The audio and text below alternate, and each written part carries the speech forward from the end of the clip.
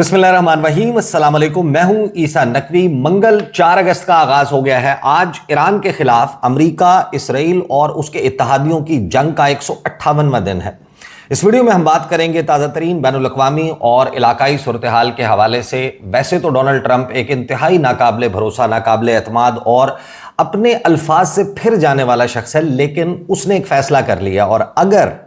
Donald Trump इस फैसले पर अमल दरामद कर गुजरता है तो होना तो ये चाहिए कि ईरान इस फैसले का सुनकर तशवीश में मुब्तला हो जाए। ईरान जो है उसको परेशानी लाहक हो जाए, वो फायर फाइटिंग करने लगे, इस फैसले पर अमल दरामद को मौखर कराने के लिए कोशिशें शुरू करे। लेकिन डोनाल्ड ट्रंप का ये फैसला ईरान से ज़्यादा खलीजी ममालिक के लिए परेशानी का बाइस बन जाएगा और इसी वजह से हमें यह नज़र आ रहा है कि ख़ासतौर पर 6 ममालिक सऊदी अरब, मुत्तहिदा अरब अमारात, बहरीन, कतर और कुवैत, इन 6 ममालिक ने पसे पर्दा कोशिशें शुरू कर दी हैं कि किसी तरह डोनाल्ड ट्रंप इस फैसले पर अमल दरामद ना करे। अब यानी ये जो 6 मुल्क हैं ये ईरान के कोई बहुत हमायती तो नहीं है, तो आखिर ऐसा क्या है कि ये ईरान के सफ़ीर बने हुए हैं कि ईरान के ऊपर फ़लाँ हमला ना हो जाए, फ़लाँ फैसले के ऊपर इम्प्लीमेंट ना हो जाए जो ईरान के ख़िलाफ़ है। तो एग्जैक्टली इस कहानी को समझने के लिए हमने 24 घंटे सिर्फ पहले जाना है कि 24 घंटे पहले एग्जैक्टली चल क्या रहा था कि अमेरिका अगर वो कर गुजरता जो वो प्लान कर चुका था तो ईरान ने उसके जवाब में क्या प्लान कर रखा था। 9 नए टारगेट्स हैं और उस दौरान 10 नई डेवलपमेंट्स हुई हैं, कुछ खुफिया मुलाकातें चल रही हैं और आखिरी मौका अब दिया गया है ईरान को। इस सारे मंजरनामे के लिए सिर्फ 24 घंटे पहले जाएं तो 24 घंटे पहले जो होना था वो 24 घंटे पहले मालूम नहीं था, लेकिन अब डोनाल्ड ट्रंप ने बताया कि 24 घंटे पहले हमारा प्लान ये था, यानी कि अमेरिका का और इसराइल का और उसके इत्तेहादियों का प्लान ये था कि हमने ईरान के ऊपर हमले करने हैं और उस शिद्दत से हमले करने हैं और उसकी पूरी तैयारी कर ली गई थी कि उस शिद्दत से ईरान के ऊपर हमले करने हैं कि दूसरी जंगे अजीम के बाद इससे बड़ी तबाही और बर्बादी वाले हमले इससे पहले नहीं हुए। यानी इसमें आप शामिल कर लें अफगानिस्तान के ऊपर होने वाले हमले, तोरा बोरा की पहाड़ियाँ, वहाँ पर की जाने वाली कारपेट बॉम्बिंग, डेजी कटर्स जिस तरीके से बरसाए गए, मदर ऑफ ऑल बॉम्ब्स जो है वो ईरान के ऊपर, अफगानिस्तान के ऊपर जो है वो दागा गया, इराक में जो बमबारी की गई, गल्फ वॉर में जो पहली गल्फ वॉर हुई थी उसमें जो कुछ हुआ, इसके अलावा वियतनाम से लेकर जितनी जंगें अमेरिका ने लड़ी हैं या दीगर ममालिक ने लड़ी हैं। अगर डोनाल्ड ट्रंप ये कह रहा है कि हम तो ये प्लान कर चुके थे कि दूसरी जंग अजीम के बाद सबसे भरपूर, सबसे भयानक, सबसे तबाहकुन, सबसे ख़तरनाक, सबसे लीथल हमले हमने करने हैं, तो फिर अब डोनाल्ड ट्रंप ये कहता है कि मोहम्मद बिन सलमान ने, यानी crown prince of Saudi Arabia Mohammed bin Salman वली अहद, उन्होंने मुझे रिक्वेस्ट की और मैंने इन हमलों पर अमल दरामद रोक दिया। और फिर साथ ही उसने ये दावा किया कि ईरानी अब हमारे साथ बड़े ज़बरदस्त तरीके से बात कर रहे हैं, कोई बातचीत चल रही है। अब सवाल ये है कि मोहम्मद बिन सलमान का इस सारे मामले में ऐसा क्या है कि यानी कि वो मोहम्मद बिन सलमान या वो सऊदी अरब जो ये कह रहा है कि हमारे ऊपर जो ईरानी सरपरस्ती में ग्रोह ऑपरेट कर रहे हैं इराक में, वो मिलिशियाएं वो हमारे ऊपर हमले कर रहे हैं, वो हमारे ऊपर ड्रोन दाग रहे हैं और उन्होंने अमेरिका के साथ मिलकर उन मिलिशियाओं के खिलाफ एक joint operation, aerial strikes carry out की इराक पर। वो सऊदी अरब जो ये कह रहा है कि ईरान की सरपरस्ती में जो ऑपरेट करते हैं हौसीज़,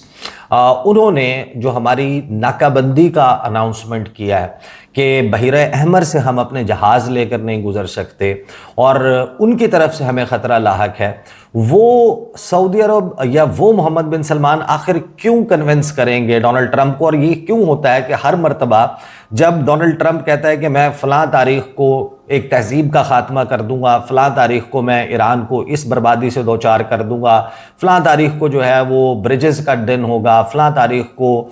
जो है वो दिन होगा राब्ता पुलों का और ईरान जो है उसको मुकम्मल तौर पर नेस्तो नाबूद कर दूंगा, तो कभी मोहम्मद बिन सलमान, कभी मोहम्मद बिन जैद, कभी शेख तमीम, कभी कुवैत से, कभी बहरीन से जो है वो कोई कन्विंस कर देता है, कभी पाकिस्तान कन्विंस कर देता है। और डोनाल्ड ट्रंप इतना अच्छा है, इतना सादा है कि वो मान भी जाता है ये बात कि नहीं है, मुझे ईरान के ऊपर हमले रोक देने चाहिए। तो फिर आखिर एग्जैक्टली क्या हुआ? ईरान जो है उसका जो तरीक़ाकार है, जो इंफॉर्मेशन वॉरफेयर है या प्रोपेगेंडा वॉरफेयर है, वो बड़ा दिलचस्प है। और उसमें ईरान जो है, जिस तरीके से अमेरिका है उसकी खबरें आती हैं, सोर्सेज के ज़रिए आती हैं, उसकी खबरें जो है वो ब्रीफिंग्स के ज़रिए आती हैं। और डोनाल्ड ट्रंप खुद इतना जो है वो बड़बोला है, इतना मुंह फट है कि वो खुद मीडिया के सामने दिन में 2-3-4 मरतबा जो है वो ज़रूर टॉक करता है। और उसमें हर मरतबा ऐसा भी होता है कि वो उसकी जो एक ही सांस में की हुई गुफ्तगू है वो उससे पिछले सांस में की हुई गुफ्तगू से मुख्तलिफ होती है। लेकिन ईरान जो है वो अपने ऑफिशियल और अनऑफिशियल चैनल से अपने धमकियां और अपने मामलात के मैं क्या करूंगा वो पहुंचाता रहता है। तो अब खबर ये आती है 24 घंटे पहले, जब ये सब कुछ प्लान हो चुका था कि ईरान के ऊपर इतने भरपूर किस्म के हमले करने हैं कि ईरान जो है उसको जंग अज़ीम दोयम के बाद सबसे बड़ी तबाही का जो है वो निशान बना दिया जाए और ऐसी तबाही की जाए कि ईरान जो है वो उसकी कमर टूट जाए, ईरान उठने के काबिल ना रहे। तो उसी वक्त कुछ खबरें रिपोर्ट होना शुरू हुई कि ईरान ने 9 टारगेट्स जो हैं वो लॉक कर लिए हैं। अब अगर तो इन 9 टारगेट्स को अमेरिका और उसके इत्तेहादी मिलकर इनका तहफ़्फ़ुज़ करने के काबिल होते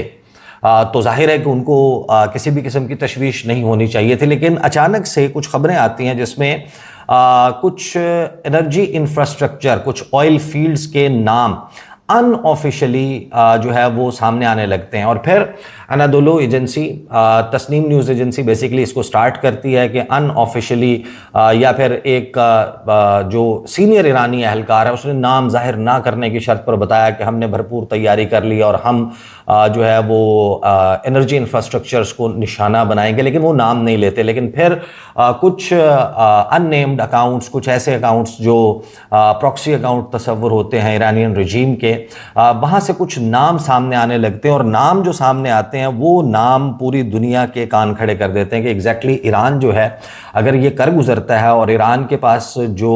मिसाइल्स हैं और जिस किस्म के ड्रोन्स हैं उनकी जो प्रिसीजन है, और गिवन द फैक्ट कि इस रीजन में अमेरिका की जो डिफेंस शील्ड है, जो उसका अर्ली वार्निंग निज़ाम है, वो या तो तबाह हो चुका है, नाकारा हो चुका है, या वो उस तरीके से इफेक्टिव नहीं है। Iran has its way around this whole security shield और ईरान सक्सेसफुली टारगेट करने की सलाहियत रखता है कि अगर हमने अरद पे, दिमोना पे जो अमरीकी बेसिस हैं, जॉर्डन में, कुवैत में, कतर में, मुत्तहिदा अरब अमारात में, बहरीन में, सऊदी अरब में, हमने उनको निशाना बनाना है तो वो कर भी गुजरता है। तो इसका मतलब यह है कि वो इन 9 फील्ड्स के ऊपर या इन 9 टारगेट्स के ऊपर भी जो है वो अटैक कर सकता है। नाम क्या सामने आते हैं जिसमें वार्निंग जो है वो दी जाती है और अनऑफिशियली कुछ नाम बताए जाते हैं। एक तो है जी सऊदी अरब, और सऊदी अरब में जो उसकी गवार ऑयल फील्ड है, जो दुनिया की ऑयल सप्लाई का 5%, यानी कि पूरी दुनिया में जितना भी ऑयल जाता है उसका 5% इस एक ऑयल फील्ड से जो है वो जाता है। साथ ही सऊदी अरब की अबकाइक और खुरेस फैसिलिटीज़ जो हैं, इनका नाम जो है वो सामने आता है, जो लगभग मिलाकर 7 million barrel per day produce करती हैं। साथ ही खबर आती है कि मुत्तहिदा अरब अमारात में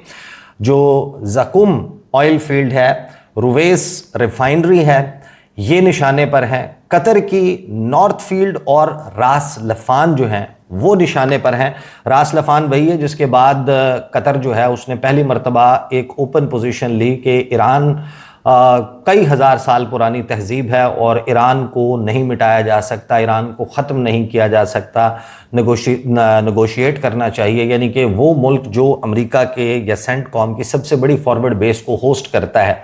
सबसे बड़ा अड्डा जो है वो इस पूरे ख़त्ते में, या अमेरिका से बाहर जो सबसे बड़ा अड्डा मौजूद है वो अल उदैद एयरबेस है, वो कतर उसकी मेज़बानी करता है। और अचानक से कतर ये कहता है कि अमेरिका जो है वो हमले रोक दे और वो अपना एक मीडिएशन का किरदार शुरू कर देता है। तो वो कतर जो है उसकी ईरान ने जो रास लफान को जब निशाना बनाया था, ये को तकरीबन उन्होंने कहा कि $20 बिलियन का नुकसान हो गया। और नुकसान ऐसा नहीं है कि $20 बिलियन जो है वो आप जाकर किसी की जेब में रखेंगे या आपकी तिजोरी से किसी ने $20 अरब जो है वो निकाल लिया है। इस नुकसान की भरपाई on ground physically repair work और चीज़ों को दोबारा ऑपरेशनलाइज करने में जो तकरीबन 5 साल, कम से कम एक कंजर्वेटिव एस्टिमेट था कि 5 साल का वक्त लगेगा, उस फील्ड का नाम दे दिया गया। और साथ ही फिर ये कहा गया कि कुवैत जो है उसकी बर्गन ऑयल फील्ड जो तकरीबन 2 million barrel per day produce करती है, बहरीन जो है उसकी सितरा रिफाइनरी और अल मिहाज ये जो है वो निशाने पर है। और फिर इसराइल की तमार गैस फील्ड और लेविथियन जो फील्ड्स हैं इनको निशाना बनाने का कहा गया, अनऑफिशियली कहा गया। और फिर अचानक से डोनाल्ड ट्रंप जो है वो ये कहता है कि मुझे तो मोहम्मद बिन सलमान ने रोक दिया, मुझे तो ये कहा गया कि मैं फलां चीज़ ना करूं, फलां चीज़ ना करूं। लेकिन अब जो डोनाल्ड ट्रंप ने ऐलान किया अब से चंद घंटे पहले, उस फैसले के बाद या उस ऐलान के बाद जो है वो दोबारा से एक तशवीश की लहर दौड़ी है इन खलीजी ममालिक में। और अब जो खबरें रिपोर्ट हो रही हैं सोर्सेज से, इंटरनेशनल मीडिया में, मिडिल ईस्टर्न मीडिया में, यूरोपियन मीडिया में, दे आर क्लियरली इंडिकेटिंग कि ये ममालिक अब इस सारे मामले पे चाह रहे हैं कि डोनाल्ड ट्रंप जो है वो किसी तरीके से वो ना कर गुजरे या वो करने से पीछे हट जाए, कोई ना कोई डिप्लोमेटिक सोल्यूशन निकल आए। और साइमल्टेनियसली ओमान और ईरान जो है वो एक बड़ी एक्टिव किस्म की बातचीत में इंडल्ज नज़र आते हैं कि जहां ईरान और ओमान के दरमियान आबनाए खुर्मुज़ में एक नए रास्ते के तयन और उसके जॉइंट कंट्रोल के हवाले से कोई मैकेनिज्म तय हो जाए। सबसे बड़ा सवाल ये होगा कि क्या अमेरिका जो है वो उस माहदे को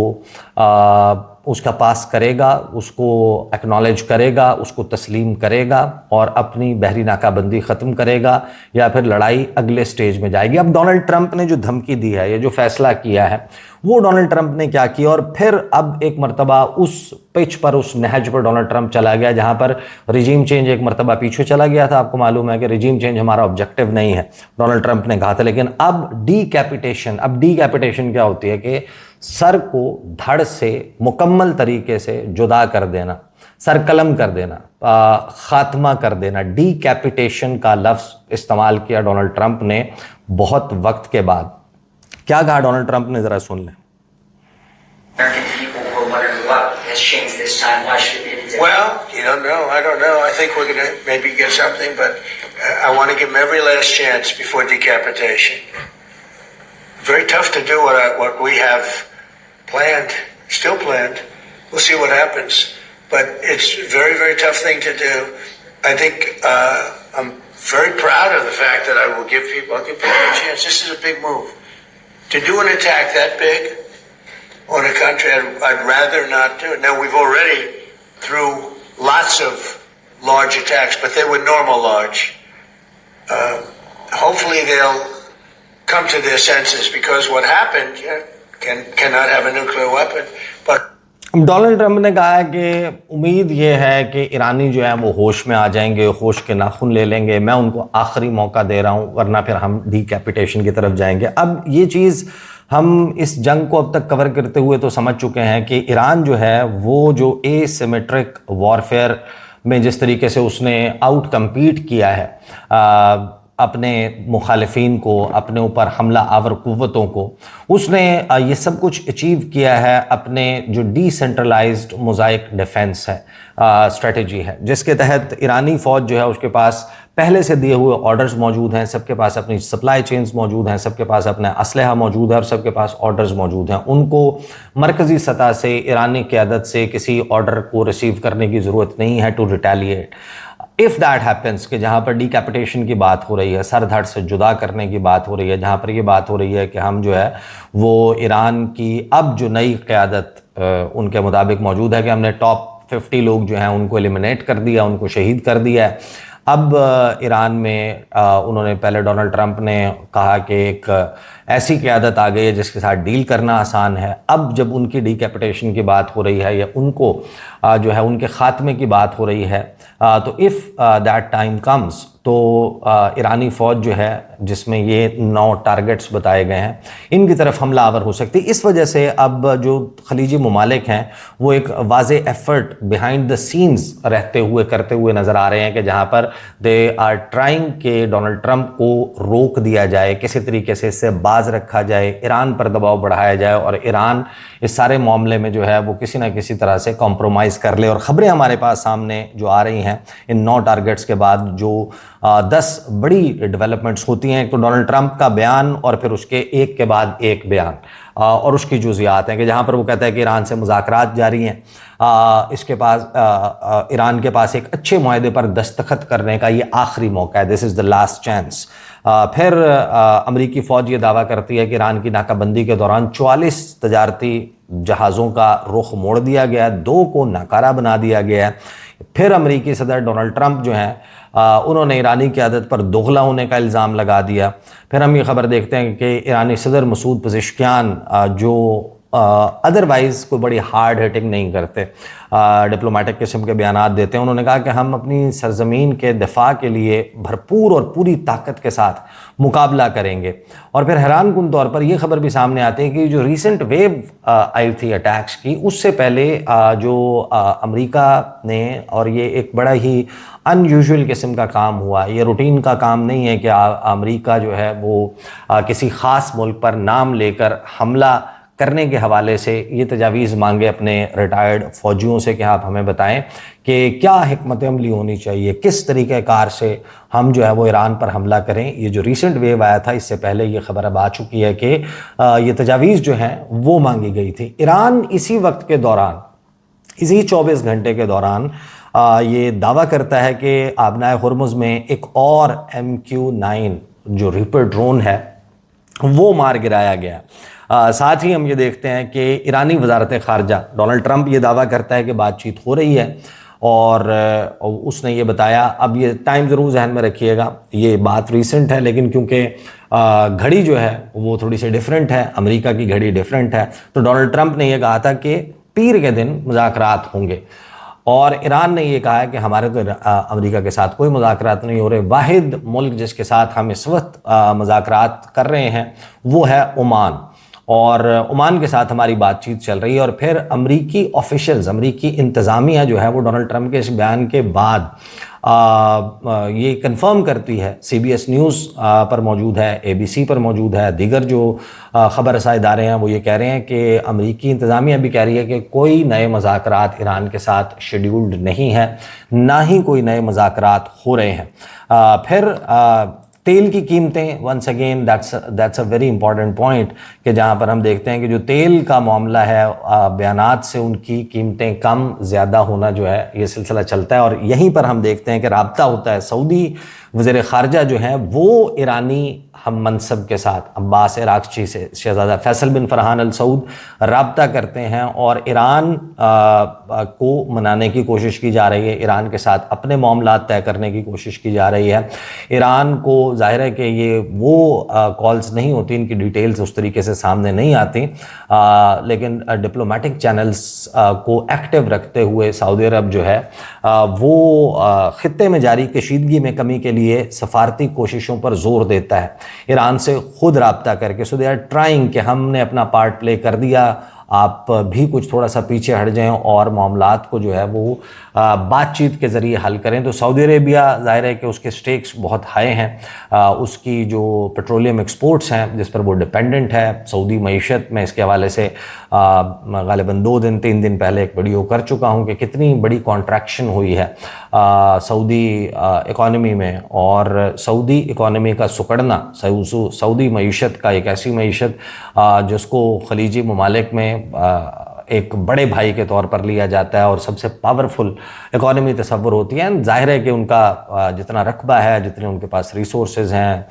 दुनिया का सबसे बड़ा एक्सपोर्टर है क्रूड ऑयल का, उनकी प्रोडक्शन बहुत ज़्यादा है, उनका ओपेक में कोटा बहुत ज़्यादा है, वो उसको लीड करते हैं। तो सऊदी अरब की इकॉनमी का सुकड़ना that obviously affect Saudi Arabia, और उनकी डिपेंडेंस जाहिर है कि तमाम की तमाम ऑयल ही के रेवेन्यू पर है कि जिससे वो अपना मुल्क चला सकते हैं, अपने अखराजात पूरे कर सकते हैं, अपने जितने प्रोजेक्ट्स हैं, लाइन जो उनका विजन 2030 है उस पर अमल दरामद कर सकते हैं। डोनाल्ड ट्रंप जो है उसके बयानात के बाद बयानात आना जो है उसका सिलसिला मुकम्मल तौर पर चल रहा है, और इसी दौरान जो ईरान के वज़ीर दिफ़ा हैं, कायम मकाम वज़ीर दिफ़ा, उन्होंने बड़े वाज़े तौर पर यह बयान दिया कि अमरीकी धमकियों पर ना हैरान होंगे और ना ही खामोश बैठेंगे। हम सरप्राइज्ड नहीं होंगे अगर हमारे ऊपर हमले किए जाते हैं, हम उसके लिए भरपूर तरीके से तैयार हैं। और जो कायम मकाम वज़ीर दिफ़ा हैं ब्रिगेडियर जनरल सैयद मजीद इब्न रज़ा, उन्होंने वाज़ेह किया कि ईरान हर ख़तरे को संजीदगी से लेगा और अपनी अस्करी तैयारियों को मज़ीद मजबूत बनाएगा। और डोनाल्ड ट्रंप के ये जितने भी बयानात हैं उस पर उन्होंने बड़े वाज़ेह तौर पर कहा है कि ये नफ्सियाती जंग का हिस्सा है। वो हमले का कहता है, हमले से पीछे हटने का जो है वो कह देता है। तो ये नफ्सियाती जंग लड़ी जा रही है, लेकिन हम हर ख़तरे को हकीकी समझते हैं। अब इस सारी सूरत हाल में जो डेवलपमेंट्स हो रही हैं और ईरान को लास्ट चांस दिया गया, आखिरी मौका कहकर बताया गया कि आपके पास लास्ट चांस है। सऊदी अरब अपने तौर पर एफर्ट कर रहा है, दीगर ममालिक भी कर रहे हैं। बहुत तेज़ी के साथ ये सूरत हाल तब्दील हो रही है पाकिस्तान में। जिस तरह सियासत की सूरत हाल जो है वो बड़ी तेज़ी से तब्दील हो रही है। सेपरेटली बात करेंगे उसके ऊपर तो कि बकरी हो जाना, मुस्लिम लीग नवाज़ जो है उसने क्या फ़ैसला किया या इंटरनली उनके पास से क्या सूरत हाल सामने आ रही है। एक बात तो कन्फर्म है कि मोहसिन नकवी जो है उनको जवाब ना देने का कहा है मियां मोहम्मद नवाज शरीफ ने कि मोहसिन नकवी को कोई जवाब ना देना। लेकिन साथ ही ये जो शहबाज शरीफ साहब हैं उनकी तरफ से एक तमाम वजारतों को भिजवाया गया है परफॉर्मा कि आप बताएं आपकी क्या कारकर्दगी है। तो ये इसकी बेसिस के ऊपर वजारतें चेंज होनी हैं, किसकी किसकी नहीं होनी, ये सूरत हाल भी हमारे सामने है। और दुबई के हवाले से बड़ी डेवलपमेंट है, अहम डेवलपमेंट है, जिस पर इंशाल्लाह touch upon in the coming videos. These are the details. अगली वीडियो में मुलाकात होगी। इजाज़त दीजिए, अल्लाह हाफिज़।